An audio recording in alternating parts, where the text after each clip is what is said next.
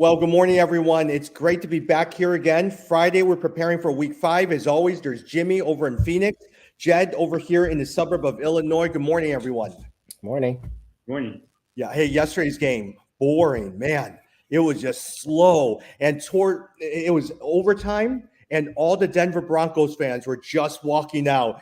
And Al Michaels was saying, look at all these Broncos fans just walking out. It's overtime. Why aren't they staying? And they just got bored. They just had enough. Do you guys I wonder what's wrong with Russell Wilson? Like, why is he so bad?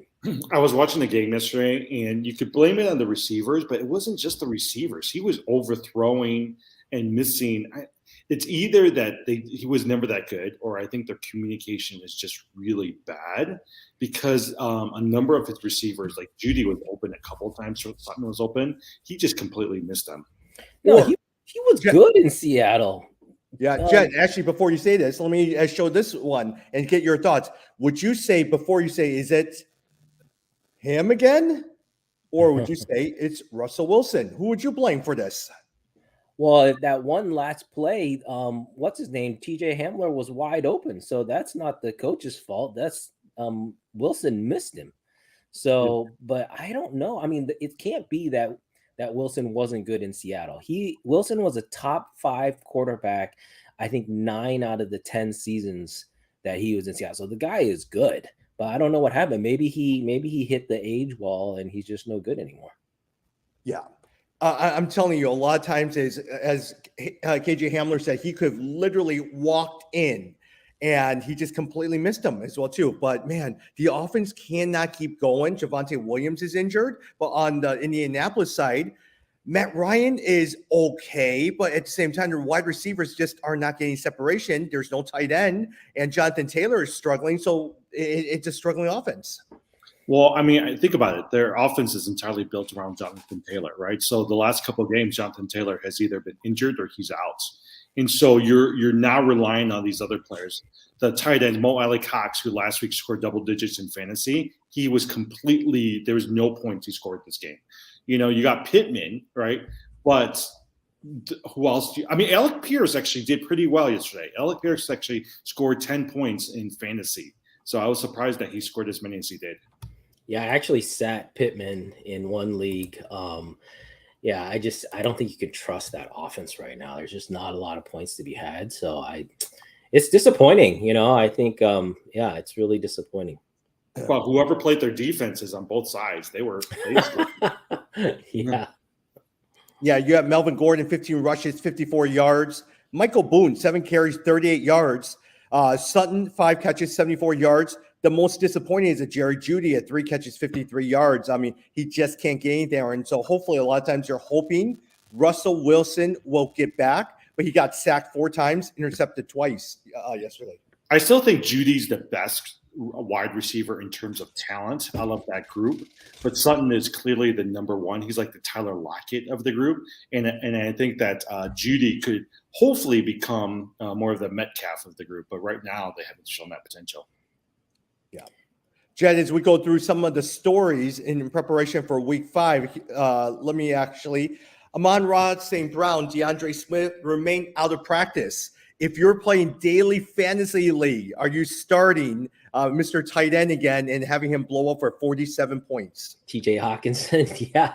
I mean, it's not a bad play at all. You know, I think, as I said, that's the number 1 starting offense. And Jared Goff, too. If I'm playing daily, actually, Jared Goff is probably cheap. And so him and TJ Hawkins is probably going to be a little more expensive. Yeah. But you could probably get Goff pretty cheap. And that's not a bad play. I mean, he's going to have to throw the ball. So yeah, the other player, I think my guess is Swift will sit out. We don't know about St. Brown, but if St. Brown sits out, Josh Reynolds had scored double figures in the last 2 weeks, and he's been the leading reception, the wide receiver for the Lions. And so I would play him if Amon-Ra St. Brown is out. If you, who would you rather have, DeAndre Swift or Dameon Pierce? Right now, I would take Pierce. I tried to make that trade offer. I had Pierce sitting on my bench. I tried to trade for Swift, but the guy wouldn't bite. Yeah. My concern with Swift is that he tends to be injury prone, and you're always going to be sharing with Jamal Williams because he has shown himself to be a great back. So when you get to the red zone, Jamal Williams, even when Swift gets back, will always get the carries. Yeah, that's a good point. I don't know. We'll see. I've been trying to package folks. And the other one is I'm trying to move on from what's his name? Kyle Pitts. Yeah. Kyle Pitts. Jed, don't give up so fast on Kyle Pitts. I don't know. I'm getting like no points from him. So it's just been. Well, okay. So last week I made a trade with Tommy for Jamal Williams. I gave Jamal Williams. I got Ezekiel Elliott, right? Long term, I'm like thinking, oh, this might be a pretty good trade. He's dead weight on my bench, right? Because you don't want to drop him because he's a pretty decent running back. He'll get 9 to 15 points, but I don't want to play him either because he might get nothing for me. So I'm kind of stuck with him right now. Yeah. And that was my problem with someone like Ezekiel Elliott, and that's why I was willing to trade him. Jamal Williams, if Swift is out, Jamal Williams will get me at least 18 to 20 points. And so a lot of times Ezekiel Elliott, I was always afraid to sit him because I said, what if he got a 67-yard or 116-yard and 1 touchdown? Then I'm going to be kicking myself, but he was just terrible. Hey, going back to Jed, going back to Pierce, right? He has now gotten last week 80% of your rushing yardage, and at the same time the rushing carries as well too. And so in some sense, Lovie Smith we were all concerned about him. Rex Burkhead was in week 1 getting majority share, and now here we are at 80% of all the rushing with Dameon Pierce. Oh yeah, no, he's definitely a workhorse. I mean, he on the rankings, he's too low right now. They're not accounting for looking to the future. They're still looking at the first 4 weeks. So he's definitely, to me, a top 10 back. That's why I've been trying to use him because I don't need him. He's like my 3rd back. And so you should definitely trade for value though. He's going to be a starting back for the rest of the season. So which league do you have Pierce in?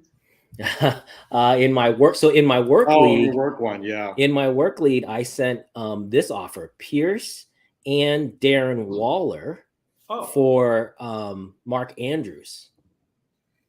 And the guy wait, 2 for 1? You did a 2 for 1? I did a 2 for 1, and he wouldn't bite because I wanted Andrews because again, Darren Waller and Kyle Pitts are just like not performing. So I would consider it. The only thing I would look at is who else you have, because the last thing I want is for you to have a stacked team with Mark Andrews, because essentially you're giving away 2 players who aren't doing anything for you for 1 really good tight end, right? So that's what I would look at too. Oh yeah, no, I'm in first place in that league. So yeah. I'm trading from a position of strength. Can I just say, some of these people, I've been offering a couple of these trades. Some people just do not look at their trade requests. I'm like, people, if you're going to be in this, you at least need to look at it once a week, because if it's just sitting there, what's the point of you guys being part of this? You know what I do is I always look at who does pickups. Like whoever does free agent pickups, those are the only people I trade with because I know that they at least look. Yeah. Yeah. And it just takes people forever to look at it. So yeah, totally understand. Okay, let me ask you a quick question. Jamal Williams. If I was to trade Jamal Williams right now at the top, what do you think of that? Is that a smart move? Do you think people will bite if we start trading Jamal Williams? Or do you think people are smarter than that and say, man, he's only going to be a couple of weeks before DeAndre Swift comes back? I mean, I personally would trade him. Like you're trading him at the height of his value. It's just like buying stocks. You want to buy low, sell high. So that's the perfect timing is to sell now. It's when his value is the most. You want to catch someone who basically is desperate for the next couple weeks. They need to win. So that I think that's what I would do too. Is trade now. Me too. I would do the same thing. Yep. All right, Jim, let's go to the next one. David Montgomery returns to practice. If he plays this week, are you playing Khalil Herbert or David Montgomery?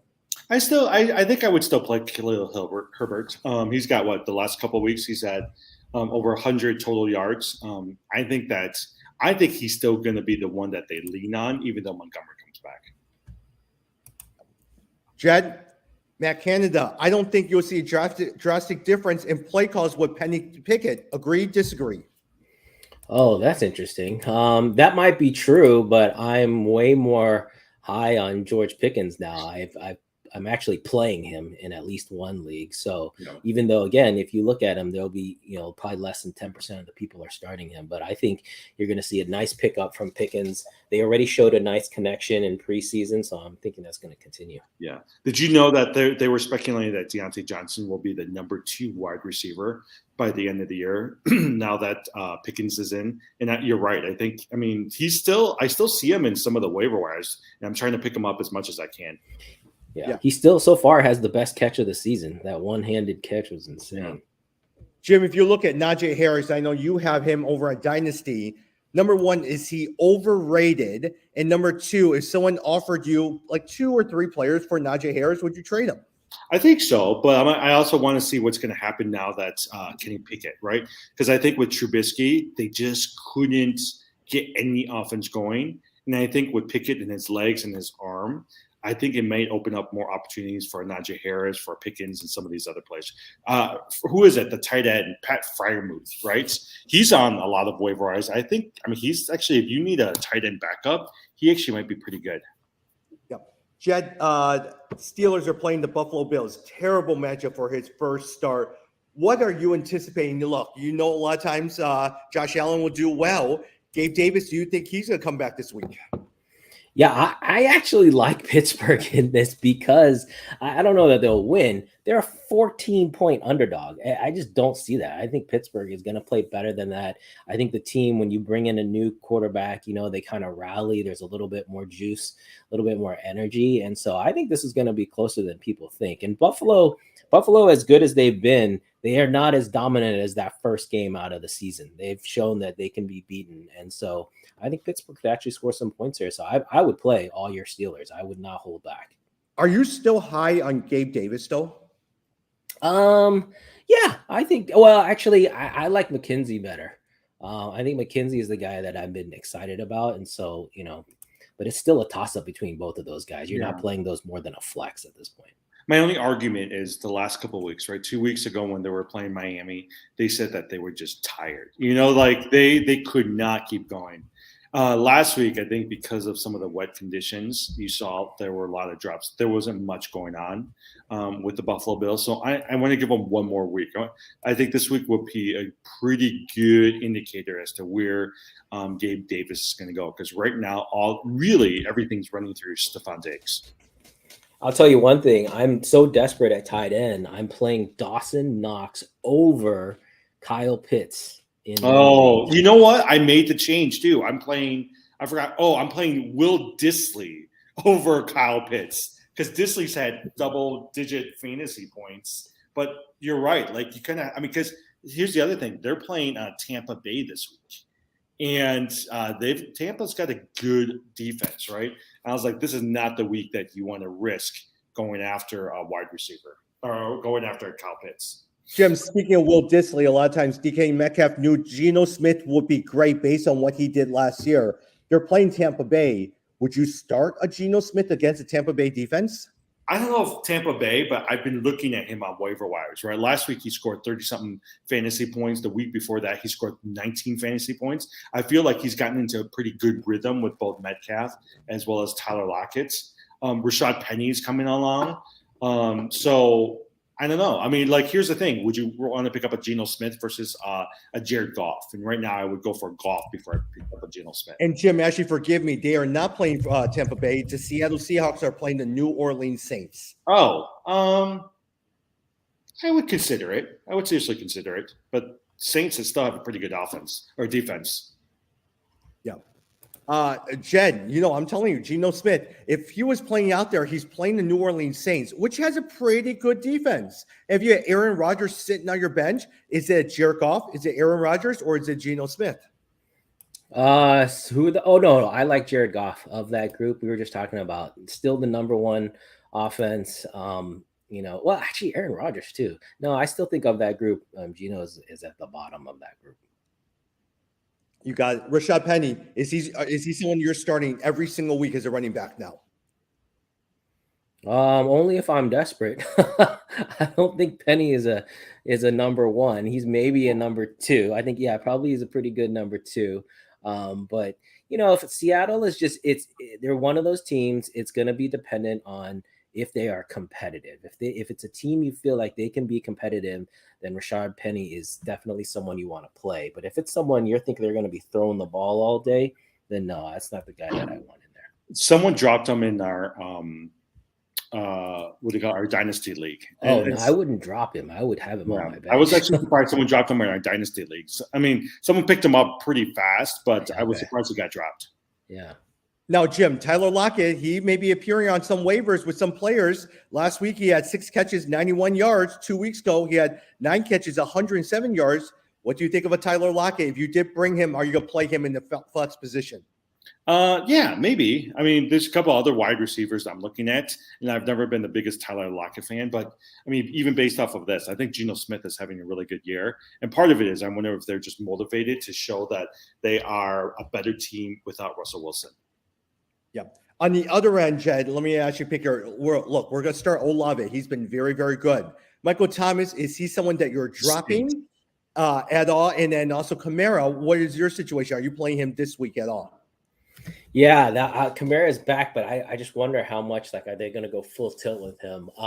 Yeah, I think you can drop Thomas personally, or I would say if you have the option, I mean, Olave is the guy that I want out of those two, and that's kind of what we thought would happen. So week 5, basically, remember, folks, we said that the first 2 to 3 weeks with rookies, they always take their time, and then really it's like around week 4, week 5, you start to see their usage turn. And so I think Olave is where they're going to go. And Thomas, remember, he is older too, so even if you were holding on to Thomas towards the back half of the season, you're going to expect him to start to fade. So I think Olave is definitely the guy to have. Yep. By the way, Taysom Hill has been starting for me at tight end in a lot of leagues. He actually got me 9 points last week. He did pretty well. He ran in for a touchdown here. I know. I saw Tommy pick him up Sunday morning. He picked him up in like 2 or 3 leagues, and I was like, it's because he needs a tight end. But they were smart. But I do think Kamara's going to end up playing this week, which will limit how much they use Taysom Hill at the running back position. But if he ever becomes quarterback, right? If Andy Dalton gets injured or if they decide to make a switch, that's a good play right there. Yeah. Hey, I'm hoping a lot of times when I start him, Andy Dalton will somehow or another be out for a half or a play or a couple plays, and in comes Taysom Hill. He throws a pass, runs for a pass, and there's my day right there. Yeah. The only thing is it's a risk because, I mean, and part of it is sometimes if you look at these projections, right, like Pickens is projected to score only 5 points. Taysom Hill is only projected to score 4 points. And part of it is sometimes you're looking at it and you're fearful, but I think they're good plays. Jed, one more thing. I want to look at Miami Dolphins. Teddy Bridgewater will be starting for Tua. What are you expecting out of a Jalen Waddle? What are you expecting out of Raheem Mostert? What are you expecting out of Tyreek Hill? It was very encouraging last week because Tyreek Hill's usage rate and production was pretty much the same. And so I have Tyreek Hill, as you guys know. I'm not worried about him at all. Waddle, I think you have to be a little bit careful. Like, he's the one that I'm just not sure what's going to happen there because we know Bridgewater is not the same as Tua, as much as they're kind of similar in that they both don't have great deep balls, but I think Bridgewater is even more limited in that regard. So, but I think you just got to wait and see. I mean, but like I said, with Hill, I'm not pulling him back in any way. I'm still playing him. Jay, I know you love your betting lines. 3.5 against the New York Jets. You taking the Jets, or are you taking the Miami Dolphins? Oh no, I'm taking the Dolphins in this one. Yeah. All right. Let me ask you a quick question. Jim, I'm going to start off with you. If we had to redraft this one more time at the beginning of the year, and the top 3 was Jonathan Taylor, Christian McCaffrey, and you could just say either Cooper Kupp or Austin Eckler. If you had to pick all these 3 again, who would go as your number 1 draft pick? I think right now, if I were to redraft, I would pick Cooper Kupp. That's who I would pick. Oh, that's interesting. Yeah, because, I mean, here's for sure it's not McCaffrey, right? Because he's not done anything. Yeah. Jonathan Taylor, maybe, but based off of his production purely for the first half, I would go with Cooper Kupp. I mean, look at the volume that guy's gotten every week. I was going to say Saquon Barkley. Saquon Barkley has been really solid. So I don't know. No, the only thing about Saquon Barkley is I feel like he's still, like he's still an unknown. Tomorrow he could be injured and you've lost him. So that's the problem with Saquon, I feel. Yeah. Well, honestly, Jonathan Taylor, he's still look. My concern with Jonathan Taylor is not short term. I still would pick him at number one because he's still getting the majority of the carries. The offense is built around him. Now, the only thing that you're concerned about long term, if he was in your dynasty league, they are just working him like a workhorse, and so a couple of years from now, he's gonna be like a Todd Gurley, and he's just gonna be old and slow. But right now, I'm still picking Jonathan Taylor as my number one draft pick. All right, next one. Jed, speaking of Saquon Barkley, if you had to pick your most surprising NFL fantasy football player right now, who would it be? Would it be Saquon Barkley or would it be someone else? So Saquon is a close second for me. And like I said, someone who I think anyone who took a chance on him, kudos. You probably got him around 10, 11, 12. He's been top 3. So I think that's a really good choice. But I think the clear winner for me has to be James Robinson. Like James Robinson, you got really, really cheap, and he's producing top 10 numbers. And Jacksonville as a whole has to be the surprise team of the first half of the season so far. They are a productive team, and there is definitely fantasy points to be had. So I'm going to say James Robinson. Yeah, Jim? Yeah, you know what? I like James Robinson, but I also think that where Saquon was drafted, you're getting almost a number one stud running back, right? For where he's gotten and what you paid for. I actually went back the other day to go back to our auction records and to see how much people bid on certain players. Saquon went cheap. J.K. Dobbins went cheap. Marquise Brown went cheap. James Robinson went dirt cheap. So it's interesting how you could have gotten your team could be in first place if you used barely nothing on some of these surprising players this year. Oh, I had James Robinson for $1. Stupid me, then dropped him, but nobody wanted James Robinson. I had him for $1. Yeah. I'm seriously rethinking. I was just driving in today thinking about this. I was talking about the heavy on the wide receivers and then really kind of finding a couple of bench players for running backs. That actually, given where we're at with running backs now, that actually might be a pretty good strategy, because look at this year. You've got all these running backs who are injured. You could have picked up some really decent even Josh Jacobs, right? You could have gotten him in the later rounds and be in first place right now. Yeah. My surprising player, I'm not sure what you guys think, is Chris Olave. Look, I love Saquon Barkley. I love James Robinson. Chris Olave, number one wide receiver with the New Orleans Saints. Last week, he had 67 yards, 1 touchdown. The week before that, he had 147 yards and then 80 yards. He has been the offense with Kamara struggling. They have no tight end, and Michael Thomas struggling. Chris Olave carries the team. And in some sense, look, they have a struggling record, but at the same time, he has been all pro. Mm-hmm. Let's go to the next one here. Jim, I'm going to start off with you first. For me, a lot of times it's a Dalvin Cook. Who is the most disappointing so far in fantasy football for you? Well, Dalvin Cook, I think, is pretty high up there for me. And part of it is just because I went hard after Jamar Chase. I should have just gone after Justin Jefferson, paid a little bit more. But Jamar Chase has really done nothing for me. He's been targeted, so the target isn't there. He's just not catching the balls. And he's not catching the balls, especially in the red zone. So Jamar Chase is the person that I've been really most disappointed by. Yeah, I would say for me, it's Kyle Pitts. That's a guy who you're expecting to be a top 3 tight end, and he has not even produced top 15. I think he's like maybe top 20 at this point. So Pitts is the one and just Atlanta in general, I'm pretty disappointed in what's happening there. Although I do like Drake London a lot. I think Drake London is a real find. Well, so here's why I would keep a Kyle Pitts, Jed. You never know. Desmond Ridder is going to come in for a Marcus Mariota soon. And Desmond Ridder might need a safety valve with his tight end. And especially now with Cordell Patterson out, they might they might try to get the ball into Pitts and Drake London's hands even more. I'm definitely not dropping him. I'm not. So no one out there suggests that I'm just putting him on my bench. Kyle Pitts is definitely not someone you're going to drop, but I'm willing to actually not play. Both him and Darren Waller, I'm willing to not play them and wait and see until they pick it up a little bit. Who's worse, Waller or Pitts in your mind? I think Probably Waller, actually, because Waller has a decent quarterback too. I don't know what's going on in Raiderland. Everyone expected with Devontae Adams, like it would really like take off, and they've just been. I mean, they lost their first 3 games. I just don't understand what happened. Yeah. So that I would say Waller's probably been more disappointing. Yeah. Jed, actually, I would probably argue a lot of times. I actually thought Devontae Adams was a huge disappointment this year. Yeah. Because a lot of times, look, for the position that he was drafted, either the end of the first round, beginning of the second round, look at his stats: 101 yards last week, 36 yards, and then 12 yards. Now he got 1 touchdowns in both of those guys. They have a 1-3 record. We knew he was just going to struggle in Las Vegas without Aaron Rodgers, but he really has struggled under David Carr. Yeah, it's surprising. I think, again, it just shows you that offensive scheme and coaching is almost as important as talent. I mean, if you have, because I still think Adams has crazy talent.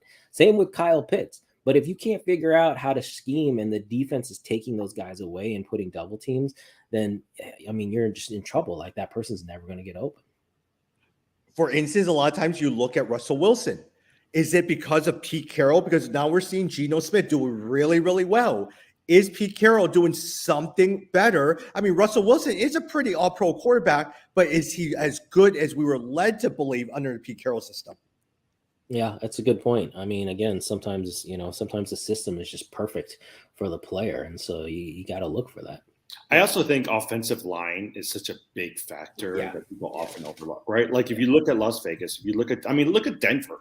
Yesterday, Russell Wilson, he missed a bunch of people, but he kept getting sacked, right? Whereas if you look at Dallas, who's got one of the number one and number 2 offensive lines in the NFL, whether it's Dak Prescott or Cooper Rush, they're still, they're in they're battling for first place this week. So I think the line and scheming really does make a difference.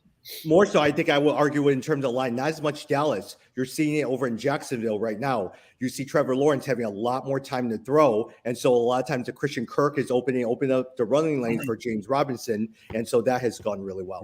Yeah.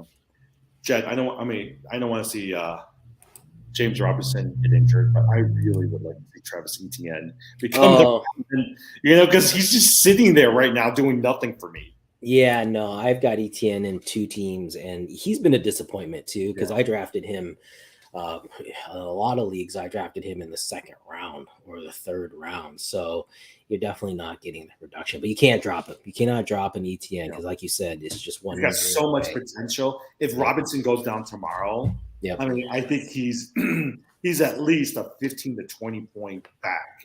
Yeah.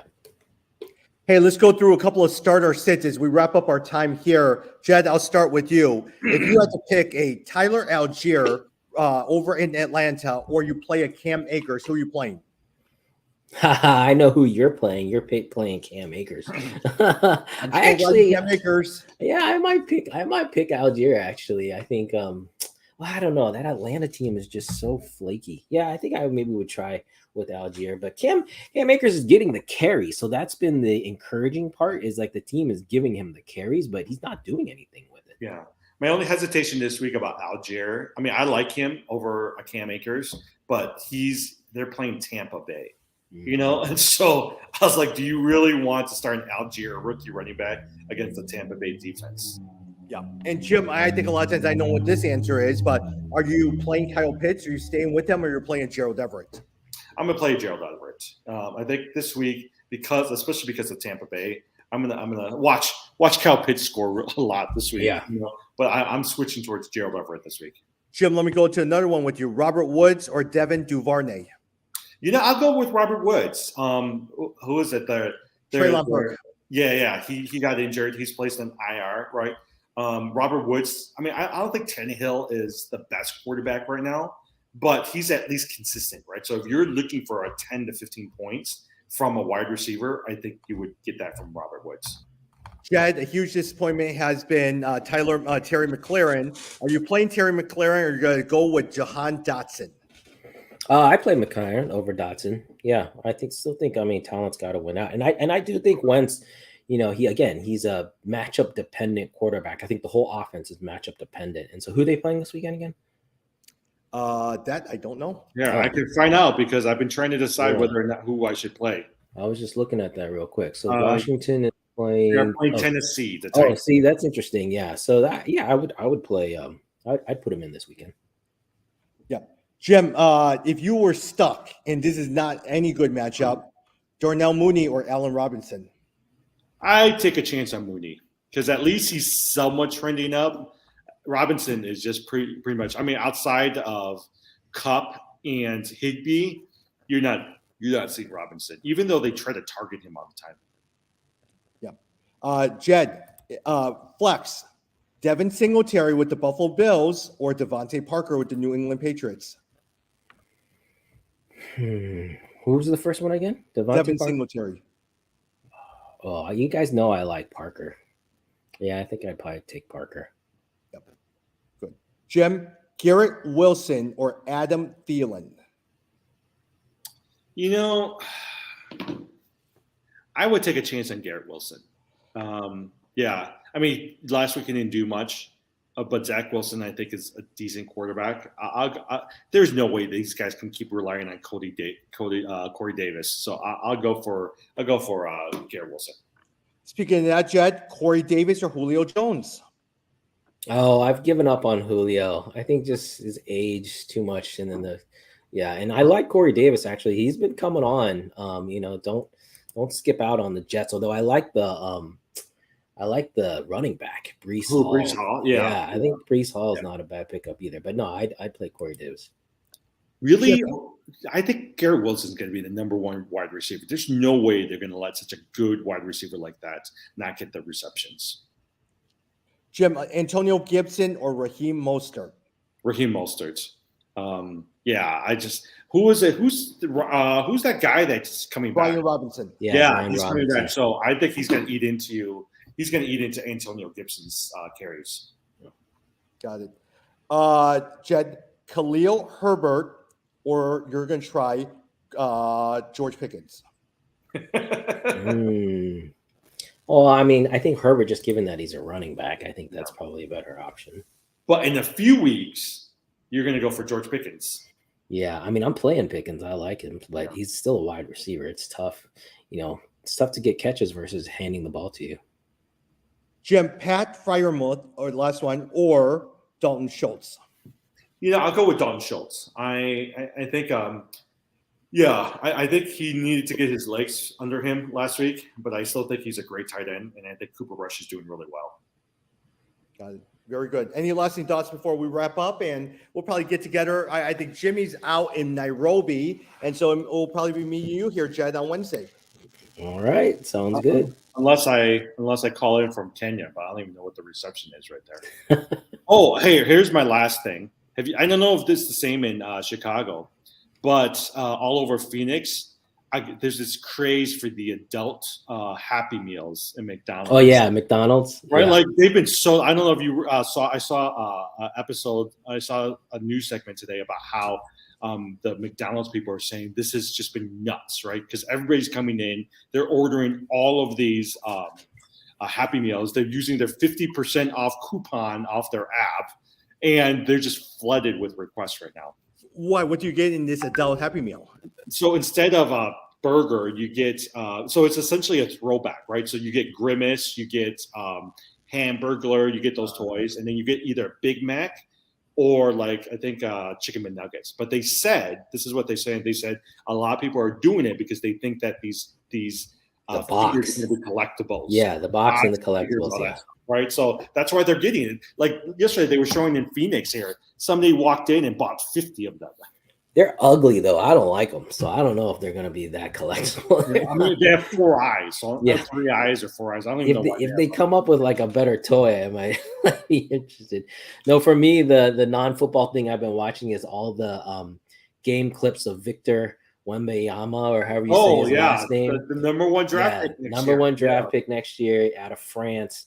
That guy is legit. guy is good. Oh, I he's think- legit. He looks, when you watch him play, he is so smooth. And to be able to so he played G League talent. So he was playing against G Leaguers as an 18-year-old, and he put up 37 points. I Yeah, mean, this guy is the real deal. They said I'm he's very Kevin excited. Durant, but bigger and can rebound and shoot better than him. I would probably say in our next year's draft for keeper, there will be a bid out war for him. Yeah, you probably just have to spend like $200, like spend your whole totally. Yeah, spend totally. your whole thing to get him. But I think it might be worth. I was thinking about, so you guys know I collect cards too, and that's one rookie card that I'm. Oh I'm yeah, that you're going to go load hard up for. on. Yeah. All right, here's the one thing I was trying to figure out a lot of times is if you were in the snake draft, right? How high would you pick him up if this was a keeper league in your snake draft? How high would you pick him up? Would it be the second round or even the first? Oh no, number one. I'd pick him number You would one. you pick him over Oh, for sure. Yeah, for totally. sure. Yeah. Like no question, he would be number one. over Jokic, over Giannis and all those guys like that? Oh well, in a keeper league, I'm assuming those guys are all gone. They're Oh already no, picked. you're just beginning. You're just You're beginning. just starting. Yeah. No, I would do it. I would pick him up pretty high. Yeah. Yeah, no, if you're just starting, no, I'm not picking him over Luca, for example. Luca is definitely, I'd pick Luca over him. It's a generational talent, Jed. Yeah, You know, but he's not proven. Luca is proven. Look, they said this about Zion Williamson. They said Zion Williamson was a generational talent. He is still yet to see what a generational talent is. Yeah. LeBron James is a generational talent. Yeah, there's probably I would say there's probably like 5 people that I would pick ahead of him, but he would be in the top 10. He would be in the first round. Did you hear what Adam Silver said in Vegas the other day? Oh yeah, they said teams better not tank. Yeah, because they like you teams better not tank to get this guy. Yeah, no, I can see it. I think it's worth it. And to me, the team, if Oklahoma City gets him, that team is going to be insane. Yeah. Think about it. They who was it? One of those ESPN reporters, the business guy said, whoever gets him, their value already automatically escalates by $500 million, partly because of the attendance numbers and all of the jerseys they can sell. So that's why these teams want him, because of the money aspect too. And you know who's going to suck if they actually do get him? Utah Jazz. If he went to the Utah Jazz, that's, oh my gosh, it's going to be so boring. Yeah, I think you're right. Yeah, but you know who's not going to get him? The Chicago Bulls will not get him. Oh, we won't be last. We're going to be playing in the middle of we'll be in the middle of the pack. That's my frustration with the Bulls. They're never very, very good, but they're good enough just to get into the play-in game and then not to get home field advantage in the playoffs and then to lose in the first round. That's the Bulls right there. By the way, okay, look at really fast. Look at is it one of the ESPN guys? One of the early drafts for next year. They have the Bears taking the Alabama quarterback. Oh, interesting. Yeah. That's their projection. I mean, it's early, right? But they have the Bears projected to pick up a new quarterback. Yeah, very interesting. All right, we all got to go to work. So good I'll see seeing you next week.